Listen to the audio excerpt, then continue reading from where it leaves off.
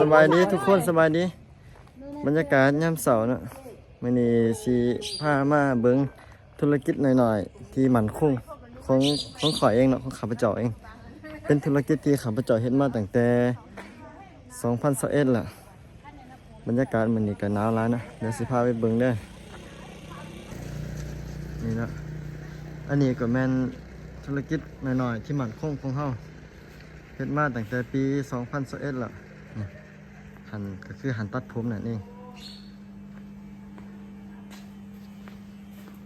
สภาพหั่นเป็นนั่นนี่แหละ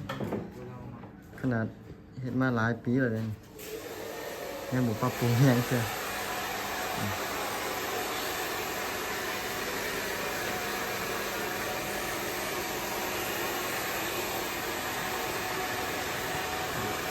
นี่น้องชายครับผมมาช่วยตะกี้ตัดผู้เดียวเขานำก็บ่ได้กินเมื่อยแท้เมื่อยมาขายนำไปนั่นนะ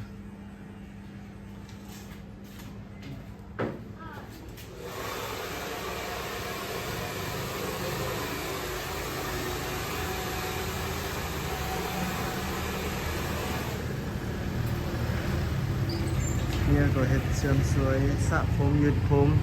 แต่งหน้าเนี่ยส่วนคอยก็ตัดผมเก็บเงินได้หน่อยนึงแล้วก็นี่เนาะมาเฮ็ดธุรกิจใหม่เริ่มเฮ็ดปีนี้แหละนี่เฮ็ดหั่นขายเครื่องย่อยเสียบัตรบัตรก็อยู่หั่นดู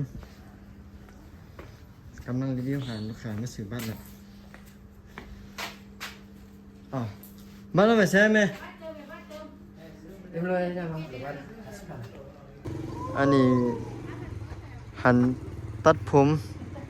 แล้วก็อันนี้แม่นหั่นคล้ายเครื่องย่อยฮักก็เริ่มเฮ็ดนะอันนี้ฮักก็เริ่มเฮ็ดปีนี้หลังจากที่ว่าเฮาตัดผมมาได้ 4-5 ปีแล้วก็4 ปี 3 ปีปลายประมาณ4 ปีนี่แหละแล้วก็เก็บเงินได้หน่อยนึงแล้วมาเปิดหั่นคล้ายเครื่องย่อยนี่เฮ็ดไปทีละเล็กทีละหน่อยเป็นอีกธุรกิจหนึงที่มั่นคงเด้เฮ็ดตัดผมนี่เมียก็เฮ็ดเสริมสวยแต่งหน้ายืดผมไปนำส่วนเฮาก็ตัดผมสภาพห่านก็เดี๋ยวนี้นะบ่ค่อยรู้ลาปานใดแต่ว่าลูกค้านี่โอ้เต็มซุมือเลยบางมื้อจนบ่ได้กินข้าวพุ่นน่ะตู้เย็นไข่นอกไข่นำไปนำ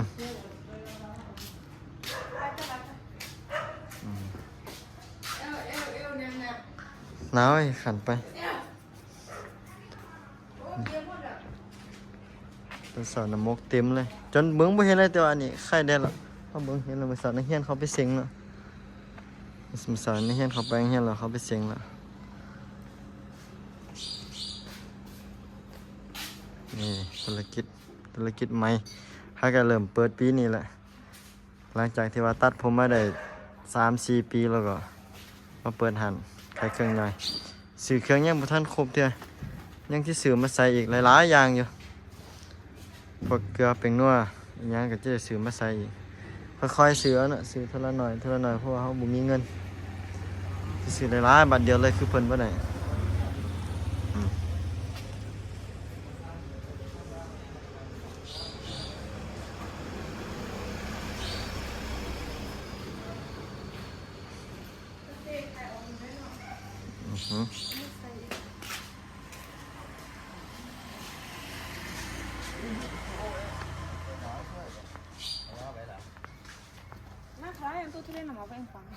Itu ini nih. Ada mi nggak buje, aja kalau si ada kena. Kau lah nih, nggak boleh aja kamu. Ini pendek ke? Penglang hadi ini. Nama aja. Yang panen nih,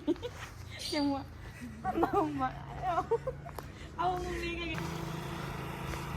ถ้าผู้ใดที่กำลังเรียนจบหรือว่ากำลังเบิ่งหาธุรกิจนี่ว่าสิเฮ็ดหยังดีแนะนำเลยนี่หั่นตัดผมไปเรียนตัดผมก็ได้เรียนตัดผมให้มาเปิดห้างถือว่าเป็นอีกอาชีพหนึ่งที่ว่ามั่นคงนะมันก็ถ้ามารวยบ่ก็บ่รวยดอกแต่ว่ามั่นคงกลุ่มอยู่กลุ่มกินอยู่มื้อนึง 2-3 แสนนี่ได้อยู่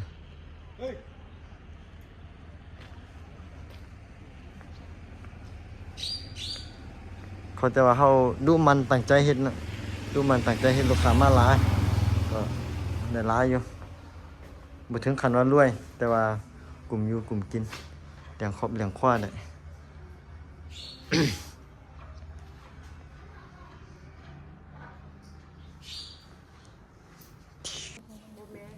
จะได้จบสำนีแล้วเด้อทุกคน คอยว่า บรรยากาศหนาวร้านเนี่ยมื้อ ใส่ นี้ พัดลม ไปหลักเอามาไทยแน่ เป็นจังไดก็